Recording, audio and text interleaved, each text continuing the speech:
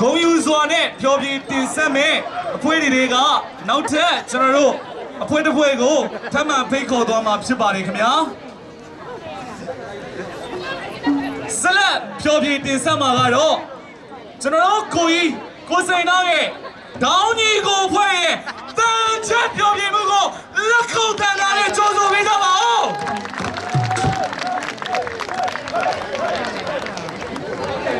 ဟုတ်မယ်မင်္ဂလာပါ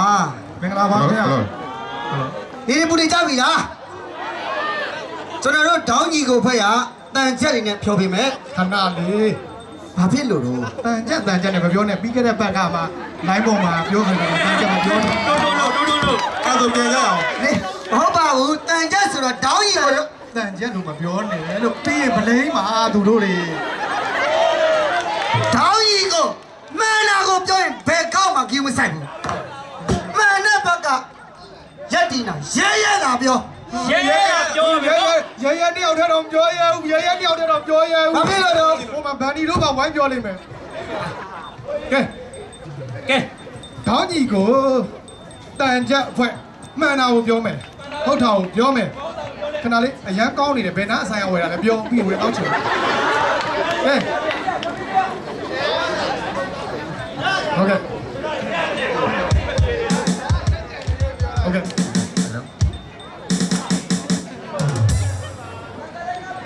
အတန်းကြလားကြားတယ်ကကြမယ်အတူတူကရမယ်ပေါ့နော်ဟိုးနောက်ကကျွန်တော်တို့တခုတော့တောင်းဆိုပြရသေးမှန်တာလေးပါရင်တော့လက်ကုပ်တီးပြီနော်ဒါမှကျွန်တော်တို့အားရှိမှန်တာပဲပြောမှာမှန်တာပြောရင်ကဲဂီတာဝတ်ဆရာကျွန်တော်တို့စလိုက်ကြအောင်ဗျာ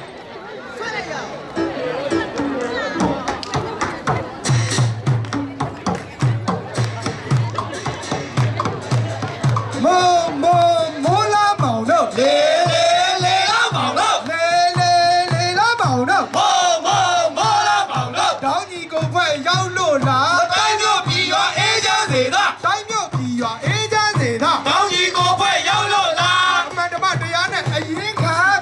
ရသူပြည်သူဘက်ကအ နည်းခံရသူပြည်သူဘက်ကမှန်တော်ရတဲ့အရင်ခံပြည်သူတော်လှန်ရေးခရီးတွင်အောင်အဝေဖန်ကြံပြုထောက်ပြပါသောဝေဖန်ကြံပြုထောက်ပြပါသောပြည်သူတော်လှန်ရေးခရီးတွင်အောင်ထောင်းကြီးကိုရဲ့အမှုပညာသာသနာစေတနာအရင်ခံထားလို့ဝါသနာစေတနာအရင်ခံထားလို့တောင်းကြီးကိုရဲ့အမှုပညာ အာနာရှင်ကျုံမလွတ်မြောက်အောင်နိုင်ရတော်ဝင်ကိုစီထမ်းလို့နိုင်ရတော်ဝင်ကိုစီထမ်းစို့အာနာရှင်ကျုံမလွတ်မြောက်အောင်သမိုင်းတွေကသင်ခန်းစာရအောင်ယူကြပြင်ဆင်ကြသို့ရအောင်ယူကြပြင်ဆင်ကြစို့သမိုင်းတွေကသင်ခန်းစာဖုန်ပြည်နယ်ကျောင်းလေးပြောကျင်တယ်ဟုတ်တယ်လားဆိုရဲလာပြောဟုတ်မယ်တော့ဆိုရဲလာပြောရဲတယောက်တည်းမပြောရဲပါဘူးဆိုမှ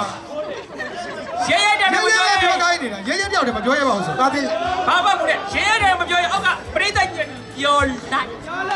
ကဲကျွန်တော်တို့ညီကိုလားဟိုးပြည်နယ်အကြောင်းဆိုတာဘယ်ပြည်နယ်လဲလို့မင်းဟိုးအရှေ့မြောက်တိုင်းကပြည်နယ်အကြောင်း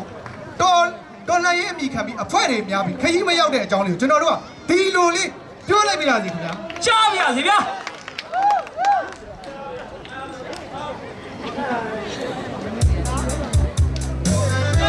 don't me no.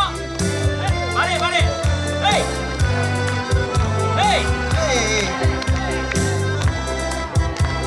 Vale.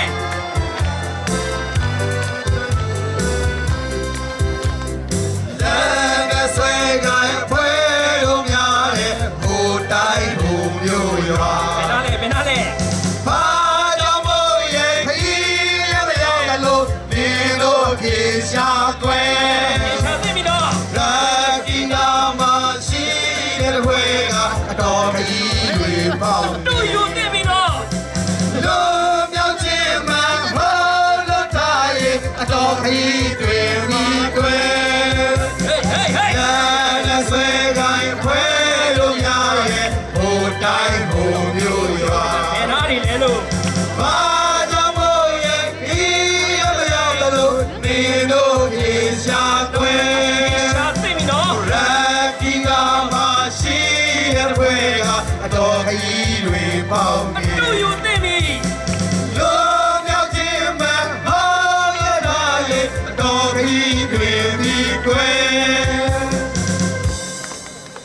ရှမ်းမြောက်မှာအဖွဲတွေ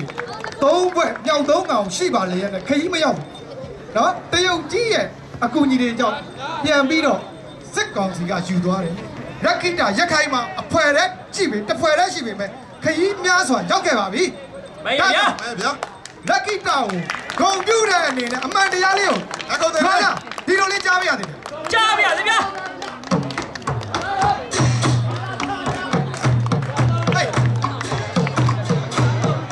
လက်ခိတာရဲ့ဒေါ်လာဆွမ်းရဲ့ အားကြခဲ့ရင်တမူနာယူကြ အားချခဲ့ရင်နမူနာယူကြ လက်ကြီးသားရဲ့တော်လက်ဆွမ်းရဲ့ လက်နက်ကင်များကြီးရှိကြတာ သူများတော်လဲပွဲကမစီဘူး လူများတော့လည်းပွဲကမစီဘူး လက်လက်ကများကြီးရှိကြတာ တာလီဆွားတော့စန်တာဒီ စီလုံးမှုတွေလဲလာပါရဲ့ စီလုံးမှုတွေလေးစားပါရဲ့ တာလီစွာတော့စံသာလီ နောက်တက်ပြောစရာကြံသေးတယ် မောက်တန်သာတော့ရဲရဲတာပြောဟောက်မယ်လားဆိုရဲရဲတာပြော ဒီရဲရဲပဲပြောခိုင်းတာရဲရဲမပြောရဲပါဘူးဆိုဟိုဘန်ဒီတော့မှပြောခိုင်းပါဆိုရဲရဲပဲပြောခိုင်းတယ်ဟုတ်ကဲ့ဒီတစ်ခါကျတော့ကျွန်တော်ကဘာကိုပြောချင်တာလဲဆိုတော့ဂျပန်နိုင်ငံမှာရှိတယ်ပွဲတွေလောက်ကြတယ်အစီအစဉ်တွေလောက်ကြတဲ့လူအားလုံးအပြူစကားလေးနဲ့ကျွန်တော်ကဘယ်လိုလေးပြောမလဲဆိုတော့နတ်တန်လေးနှောပြီးတော့ကေဗီဆရာဒီလိုလေးကြားပြရသေးတယ် နတ်တန်လေးဟိတ် ဟေးဘာလို့လဲဟေးဟေး ဟိတ်ဟိတ်ဟိတ်ဟိတ် သားတို့ဂျပန်ကအချို့ချို့လူကြီးတွေတို့တော်လိုက်ရေးကိုအကြောင်းပြုပြီးတော့ဒေါ်လာရေးအတွက်ရမုံဝင်ပွဲလောက်ကြပါတဲ့လေပွဲတွေပြီးရင်များရှင်ဖို့ချိန်ကြပါကြောင်းလဲပြည်သူဥစ္စာပန်နာတွေဟိုလိုလိုဒီလိုလိုမလောက်ကြရင်တော့ကောင်းဆုံးပါပဲလေဟေးဟေးဟေးဟေးကားတို့ဂျပန်ကအချို့ချို့လူကြီးတွေ ညလူမပါဘူးနော် တို့ဒေါ်လာရေးကိုအကြောင်းပြုပြီးတော့ဒေါ်လာရေးတွေရမုံဝေပွဲလောက်ကြပါတဲ့လေပွဲတွေပြီးရင်စရင်များရှင်းဖို့ချိန်ကြပါကြောင်းလဲလို့ပြည်သူဥစ္စာဗန္တာတွေဟိုလိုလိုဒီလိုလိုမလောက်ကြရင်တော့ကောင်းဆုံးပါပဲလေဟေး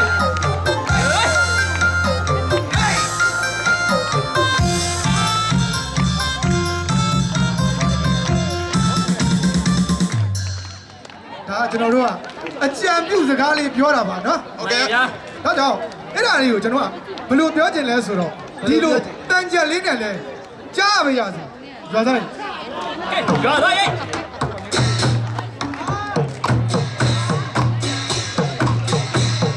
ဒေါ်လာရေးတော့ခေါင်းစဉ်ခံ အကြောင်းစင်မှန်အောင်ခမရတော့တတိချ ခေါင်းစဉ်မှန်အောင်ခင်ဗျားတို့တတိထား တော်လည်းရဲလို့ကောင်းစီခံ ပြည်သူတို့ရဲ့ချွေးနှဲစာ မမကန်ကန်စီမံပေးကြ မှန်မှန်ကန်ကန်စီမံပေးကြ ပြည်သူတို့ရဲ့ချွေးလဲသာ ဂျပန်နိုင်ငံကဟိုပွဲတယ် ပွဲတော်ပြီးရင်မိကမတည်ဘူး ပွဲလာပြီးတယ်မိကမတည်ဘူး ဂျပန်နိုင်ငံဟိုပွဲတယ် နာစီထားလို့စက်တဲ့ရင် အရက်ပြန်လေးတော့ကြိုးတင်ဆောင်တာ ရက်ပြန်လေးတော့ကြိုတင်ဆောင်ထား မစီထားလို့စက်တဲ့ရင် ဒီမှန်တယ်မှန်တယ်မြအကုန်ပြောမယ် ဓမ္မဘက်ကိုပြည်သူတို့အတွက် ဓမ္မဘက်ကပြည်သူပြောအတွက် မရရမရကုန်ပြောမယ် ဒီတကားလေးကအန်ယူဂျီ ခန္ဓာတော်ရရဲရဲတောင်ရဟုတ်မှန်လားဆိုရဲရဲတောင်ပြော ရဲရဲပဲပြောခိုင်းတယ်ရဲရဲတယောက်တည်းမပြောရဲပါဘူးဆို ရဲရဲကြီးပဲပြောခိုင်းနေတာရဲရဲပြောမယ်ရွာသားရေး ဟေးဟေးဟေးဟေးနောက်တစ်ခါလေအန်ယူဂျီကိုပြောပြရတယ်မိုင်းတန်တော့ဟာမိုင်းတန်နေတယ်တော့ UG တို့ UG UG ပြည်သူဆိုရအမှန်တကယ်ပြည်သားစေဖို့ပြောနေလေလားတို့ဘုံနာကိုနာစေတို့နဲ့ဒါတွေညီစေကြလို့လားတို့တိုင်းပြည်တွေမို့ပါတို့လည်းရှင်ကြတာရဲ့ပြည်သူဘဝတွေခက်ဆုံးလို့တိုင်းတွေအကြီးတန်းရမှာအားနဲ့တို့ဒီအောင်များတယ်လားဘယ်သူလားတို့တူအောင်ဒီကိုပြေရအောင်လို့ရှာရဲ့နဲ့အားပေးပြီးအားနဲ့ဒီကပြည်သူဆိုရပါ ဟေးဟေး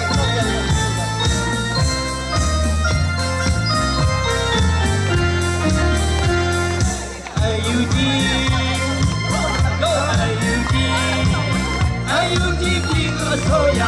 တန်တဲ့ပြည်သားတွေကိုပြောတယ်နေတာ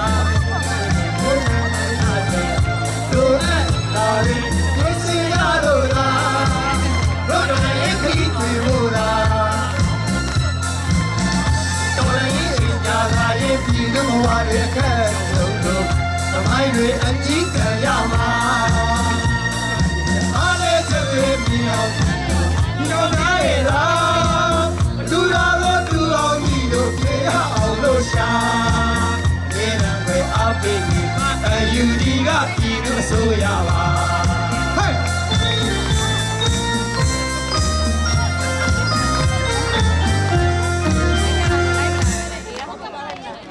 အယူကြီးတော့ဒီသချင်းလေးနဲ့ပြောပြီးသွားပြီပေါ့နော် ဟုတ်ကဲ့ တန်ကြက်ထိုးရင်တန်ကြိုးပြတ်တယ်ဆိုတဲ့အတိုင်း မှန် တောင်းကြီးကိုဖွင့်ရတယ်တန်ကြက်လေးပြောမယ်ဗျာ ဟုတ်ကဲ့ကြားပြပြီဗျာ တန်ကြက်ဆိုတာလဲကြပြတွေစားတွေအမှုပညာရတာပေါင်းများစွာကိုပေါင်းဆက်ပြီးတော့တော်လာရေးနိုင်ငံရေးစီးပွားရေးကျန်းမာရေးအရေးများစွာကိုပေါင်းဆက်ပြီးတော့တင်ပြရတာကိုမြမရိုးရတန်ကြက်လို့ခေါ်တယ်ဗျာကဲပြောနေစကားပြောရှင်ပါအထာမထားတဲ့ပြမများတဲ့ရွာသားရိုက်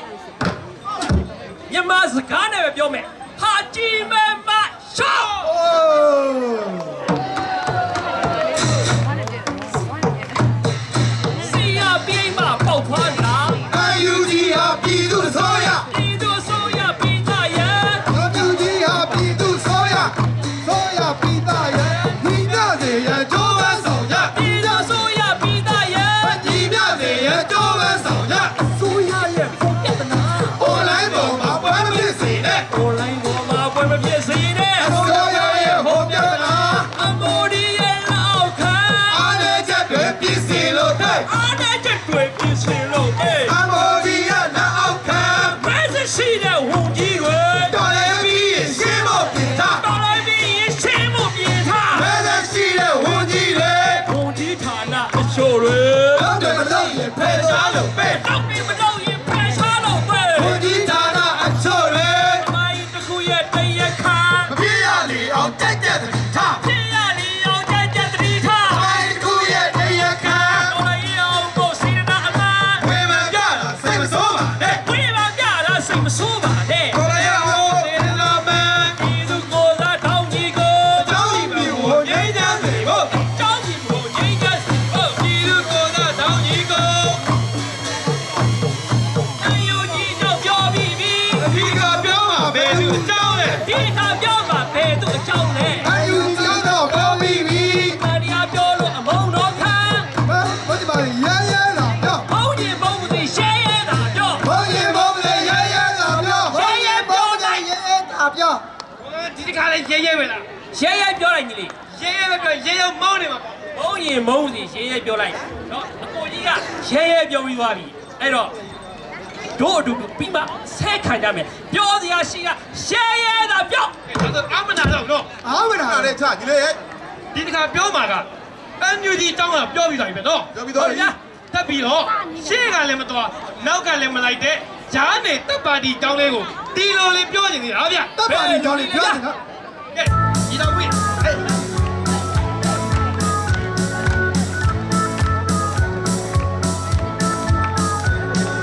ရှေ့ကသူလေးမတော်နောက်ကသူမလိုက်တဲ့ ဒီကောင်ကောင်ကောင် လေကထားတော့ခါတော့တော့ကလည်းတိုက်ပါလေဟိုလိုက်တဲ့အားကျလို့ပေါက်ပြကုန်ပြောတယ်စောက်ကြည့်မရှိတော့ကျန်ဆောင်တဲ့ဇက်နဲ့ပြင်ပါတယ်အာရမ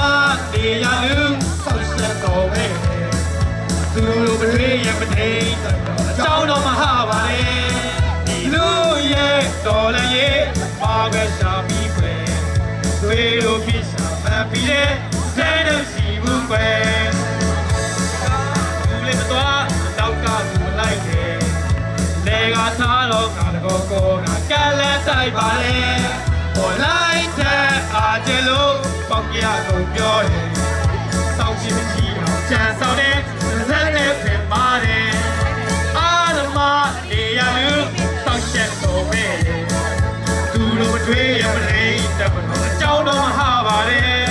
ဒီလူရဲ့တော်လည်းရဲ့ပါပဲရှာပြီးတွေတို့ပြစ်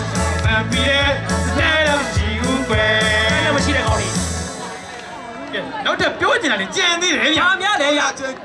online ပေါ်ကနေပြီးဖင်ကောင်းကျင်နေတဲ့ကောင်တွေဆိုနေဘေးကနေစောက်ပေါင်းထိုင်ထုနေတဲ့ကောင်တွေဆိုဒီကိုတန်းချက်ကလေးပြောချင်တယ်လားဗျာ ပြောလိုက်ရှဲရဲလာပြော ရွာသားရဲ့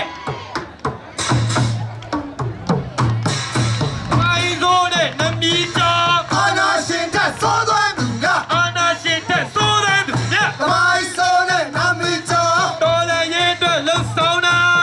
UG ကိုစောက်ဖောင်းနိုင်သူ NUG ကိုစောက်ပေါင်းတိုင်တို့ ဒေါ်လာရဲ့အတွက်လှုပ်ဆောင်တာ ပြည်သူအကျိုးအတွက်တည်းမမှန် ပြေမှန်စွာဝဲဝဲဆောင်ရ အပြင်းမဲ့ရှာဝဲဝဲရ ပြည်သူကျိုးအတွက်တည်းမမှန် တော်လည်းရဲ့ပြက်ပြင်းတွေ တို့များပြည်သူအားလုံးတတိထား တော်များပြည်သူအားလုံးတတိထ ဒေါ်လာရဲ့ဖြတ်မြေတွေ မင်းတိုင်ဘူးမပြောဝိုင်းတို့ရင်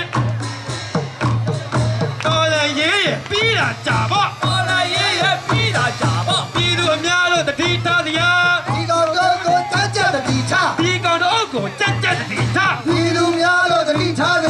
ဒီတခါကြားတဲ့ကထူးရှင် အခုတည်းရရတာပြော မဘူးတင်ရဲ့ရဲတာပြော တော်ရလားအဲ့လိုလား ကြောင်ပြော အချမရလိုက်ကြရပါရရကြပြရပါဆို ရဲတာပြောမုန်းခရိုင်တစ်ဖွဲ့လုံးပဲ ဟာချစ်မိကြလေရရပြောစမ်းဟိုတတိပါထည့်ပြောခိုင်းပါ ဘယ်လိုပြောခဲ့လဲ သမီးကဒီလိုလေးပြောစမ်းဘယ်လိုလေးပြောချင် လေ ပြီးလို့လေးလေ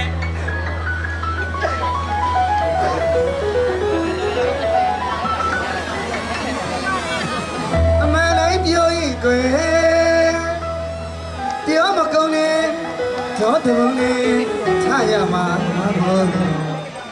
အနာရှိချလို့တကယ်စိတ်တော့ကွယ်မရင်လက်ကုန်လေးနဲ့ကြည့်ပြီးတော့မှခံပါအမောင်တို့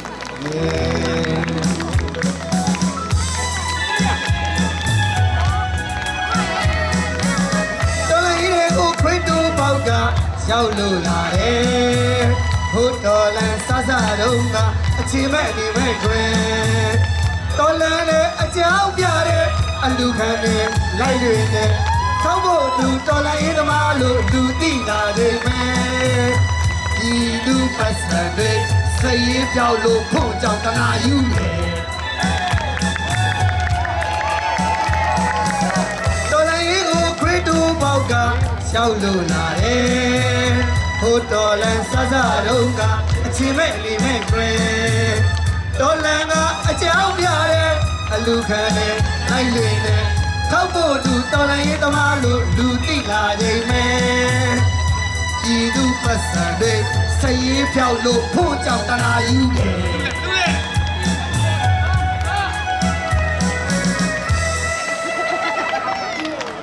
အဲ့ဒီလိုဖွင့်ကြောင့်တနာယူတယ်ထောက်ဖို့စောက်ယူဆဲလီတွေကြောင့်ဒီလိုပြောခြင်း ဘယ်လိုလဲည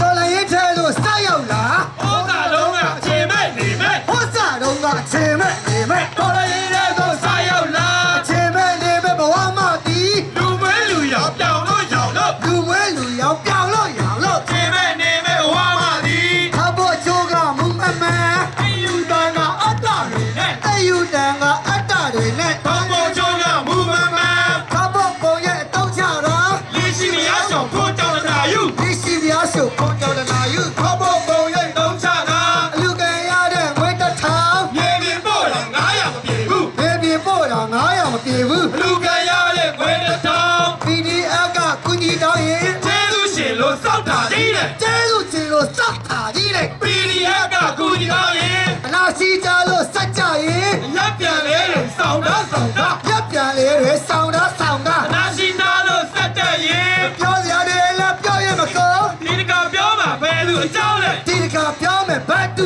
ကြောင်းလဲ ပြောကြတယ်လေပြောရမကောင်း တပီကီတာရုပ်ရှင်လေ ဟုတ်ကျင်တော်တယ်ပြောကြဆိုလား ဟုတ်မြင်လာတယ်ပြောကြဆိုလား ဘင်ကင်တာနဲ့ရုပ်ရှင်တွေ ခွတ်တောင်းကြီးရဲ့ဟိုဤချိန် ပြည်သူနဲ့သူရှိပါမယ်တဲ့ ပြည်သူနဲ့သူရှိပါမယ်တဲ့ ကိုလောင်းကြီးရဲ့ဟိုရင်ချိန် အာနာယူလက်ထက်ရောက်ခဲ့တော့ ရိုးလည်းပေးအမီလေးနဲ့လို့ အရာလည်းပေးရဲ့အမိလေးနဲ့လို့ အာယူလက်တဲ့ရောက်ခဲ့တော့ တရောင်းစားတပင်းဝဇယထမှာ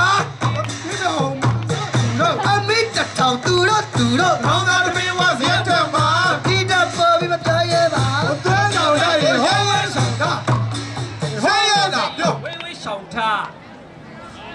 တော်ကြီး ကောင်းပါရေ ခင်ဗျာ မင်းကမပြောရဲဘူးလေပြောတယ်နော်ဒီပြောတော့ဆုံးနေတာပဲ နည်းနည်းလေးပါတော်ကြီးကနည်းနည်းလေးပြော မင်းကဖတ်ဖို့စလီတွေကြောင်းလည်းပြောပြပါ ဟုတ်တယ် နော်အဲ့ဆိုရင်မင်းကရဲရဲပြောတယ်တော့မရဘူး ဘယ်လိုရကြလဲ ခက်ကြကြလေးပြောပါ ခက်ကြကြလေး ဟာကဲဆရာခက်ကြကြလေးတဘောလောက်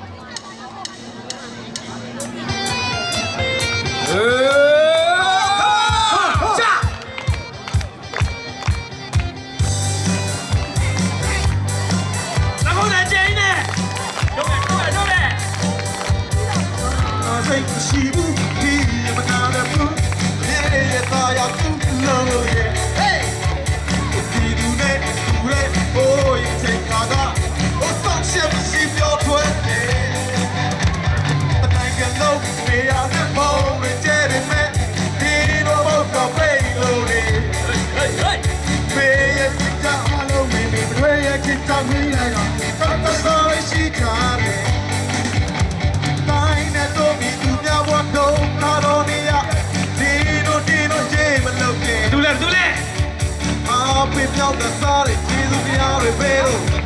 ခန့်ကွယ်စောင့်တိုက်ပိတ်လိုက် Hey ဘာရဖို့ကိုမလူများရဲ့ Hey ဒီဝဲပြီးမလို့ရဲ့ Hey တွေးလို့နဲ့ကိုပြည့်တဲ့ကိုင်းရဲ့ Hey ဖက်ကွယ်စားတွေဝဝချေ Hey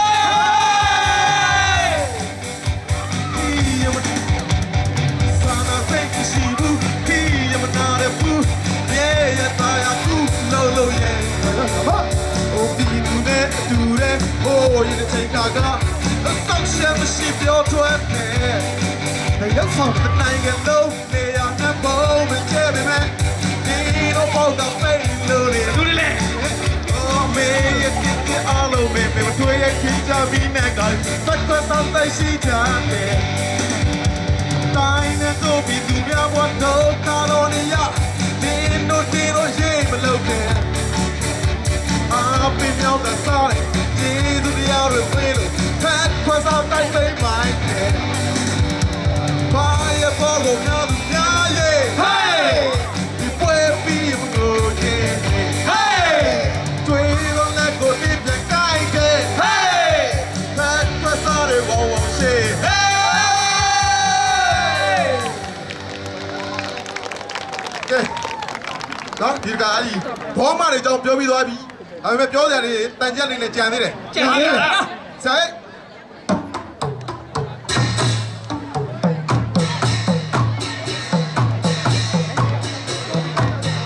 ဝေဦးသမိုင်းတွေတောင်းချေ တောင်းကြီးကိုရဲ့အဖက်သူပဲလား တောင်းကြီးကိုရဲ့အဖွဲ့သူဖွဲ့လား လေဦးသမိုင်းအတွက်တောင်းချေ ဒီသူအကျိုးအတွက်သွေးစားက ဖေးမကလည်းဝိုင်းဝန်းပူဇော် ဖေးမကလည်းဝိုင်းဝန်းပူဇော် ပြည်သူအကျိုးအတွက်တွေးဆက တောင်းကြီးကိုရဲ့စိတ်ရဲ့ပံ အတွင်းစိတ်ဓာတ်ကိုမြင်နိုင်စေတာ သွေးစိတ်တရံကိုမြင်နိုင်စေလား တောင်းကြီးကိုရဲ့စိတ်ရမှန် လူပညာလက်နဲ့ဝိဇာမြင် မိစ္ဆာမီကိုဖယ်ရှားလို့ မိစ္ဆာမင်းကိုဖယ်ရှားလို့ လူပညာလက်နဲ့ဝိဇ္ဇာမီ တောင်းကြီးကိုရဲ့ပုံမြင်တာ တိုင်းမျိုးပြည်ရွာအေးချမ်းစေလား တိုင်းတို့ပြည်ရောအေးချမ်းစေလား တောင်းကြီးကိုရဲ့ပုံမြင့်တာ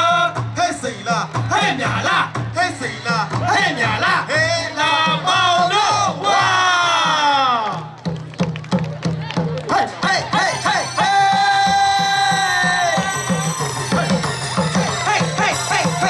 ဟဲ့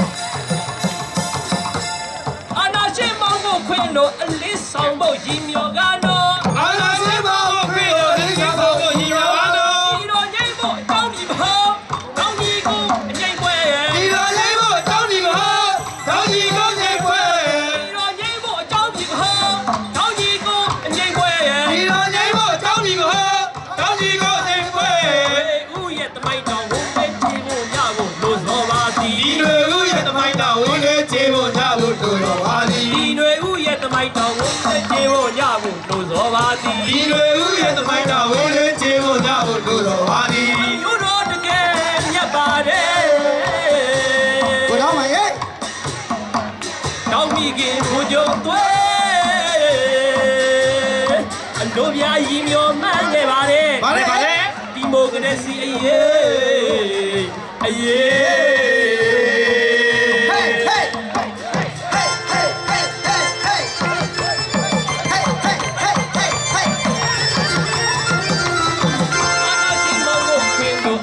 ဆောင်ဖို့ရည်မျောကနော် အာနာရှင်အောင်ကိုခေလို့အလေးဆောင်ဖို့ညီညောင်းပါလော ရောငိမ့်ဖို့အကြောင်းမီမဟုတ်တောင်းညီကိုအငိမ့်ပွဲ ဒီတော်ငိမ့်ဖို့အကြောင်းဒီမဟုတ်တောင်းကြီးကိုအငိမ့်ခွဲ ဦးရဲ့ပိုက်တော်ဝန်းနေချေဖို့ရဖို့လို့ဆိုပါသည် ဒီပဲဦးရဲ့တပိုက်တော်ဝင်လေကျဲဖို့ညဖို့လို့တော်ပါသည် ဦးရဲ့ပိုက်တော်ဝန်းနေချေဖို့ရဖို့လို့ဆိုပါသည် ဒီပဲဦးရဲ့တပိုက်တော်ဝင်လေကျဲဖို့ညဖို့လို့တော်ပါသည် အမျိုးတော်တကယ်မြတ်ပါတယ် ဘယ်တော့မှဟေး တောင်းမိခင်ဘိုးချုပ်သွေးအတို့ပြရည်မျောမှန်းခဲ့ပါတယ် ဗါလေဗါလေ ဒီမိုကရေစီအရေးအရေး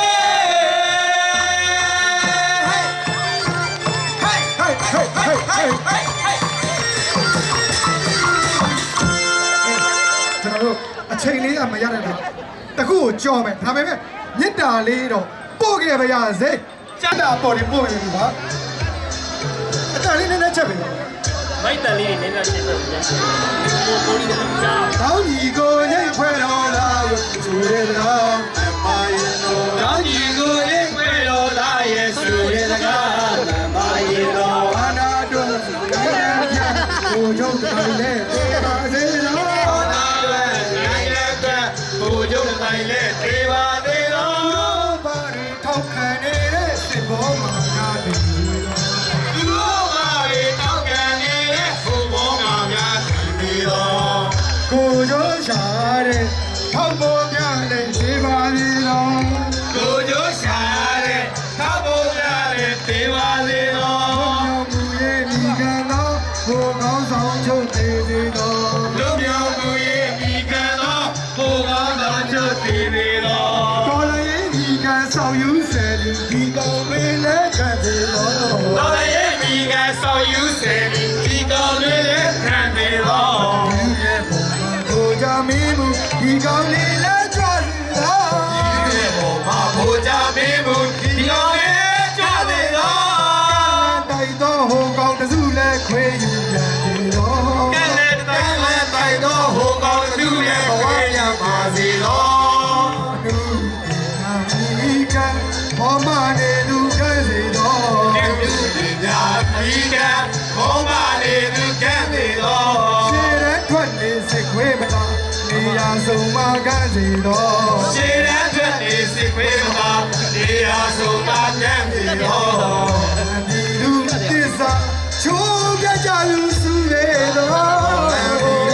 တစ္ဆာချိုးပြကြလူစုလေတော်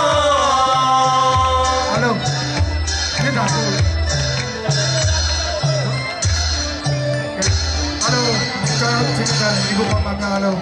ကျေးဇူးတင်ပါတယ်အချိန်မရလို့ကျွန်တော်အချိန်ကျော်သွားတာပေါ့ဒါတော့ဒီလောက်နဲ့ပဲကျင်းနေပေးပါဒီနေရာတွေကအတန်မကြားတော့ရှိသမျှအတန်អော်လိုက်တော့ဘာမှမထွက်တော့ဘူးအားလုံးကျေးဇူးတင်ပါတယ် ကျေးဇူးပါတယ်